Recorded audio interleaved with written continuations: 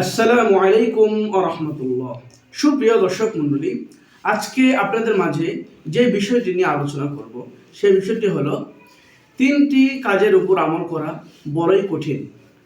সে তিনটি কাজ কি সেগুলো নিয়েই আজকে আলোচনা করব ইনশাআল্লাহ। ইমাম শাফি রহমতুল্লাহ আলাইহি বলেন, তিনটি কাজের উপর আমল করা বড়ই কঠিন। তার মধ্যে এক নাম্বার হলো টাকা পয়সা কম থাকলে দান সৎকা করা বড়ই কঠিন। টাকা পয়সা কম থাকলে দান সৎকা করা বড়ই কঠিন। যেরকম আপনার কাছে 5 টাকা রয়েছে, সেই সময় আপনার কাছে কোনো অসহায় ব্যক্তি এসে বলল, বাবা বা ভাই আমাকে 2টা টাকা বা 3টা টাকা দান করেন। তখন আপনি চিন্তা করবেন, আমার কাছে আছেই 5 টাকা, আমি এখান থেকে আবার 2 টাকা 3 টাকা দান করব। সেই জন্যই ইমাম শাফি রহমতুল্লাহ আলাইহি বলেছেন, টাকা পয়সা কাছে কম থাকলে দান করা বড়ই কঠিন। 2 নাম্বার, নির্জনে থাকলে আল্লাহকে ভয় করা কঠিন। যেরকম রাতে আপনি ঘুমাতে গেলে যখন দরজা জানলা বন্ধ করে দিবেন, তখন আপনার পাশে মা বাবা ভাই বোন আত্মীয় স্বজন কেউই থাকবে না। তখন আপনার পাশে থাকবে আপনার mobile, TV, CD, computer, laptop, এগুলো। শয়তান আপনাকে ওয়াসওয়াসা দিবে যে আপনি ওইটা করেন, ওইটা করেন, ওইটা করেন। আমরা শয়তানের ওয়াসওয়াসায় পড়ে গুনাহের মধ্যে লিপ্ত হয়ে যাই।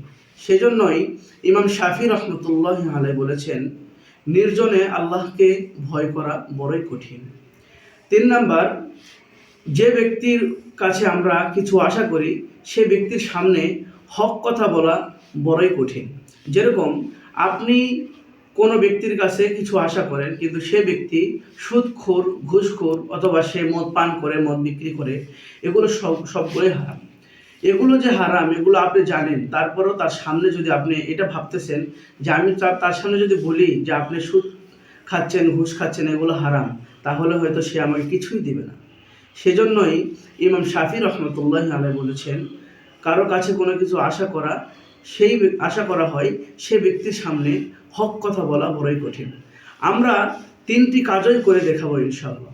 আমাদের কাছে যদি টাকা পয়সা কম থাকে তাহলে আমরা দান সৎকার করব।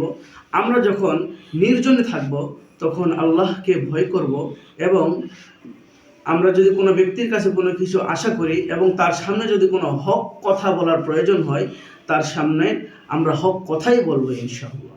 আল্লাহ তাআলা আমাদের সবাইকে এই 3টি কাজের উপর আমল করা তৌফিক দান করুক। সকলেই বলি আমিন। আসসালামু আলাইকুম ওয়া রাহমাতুল্লাহ।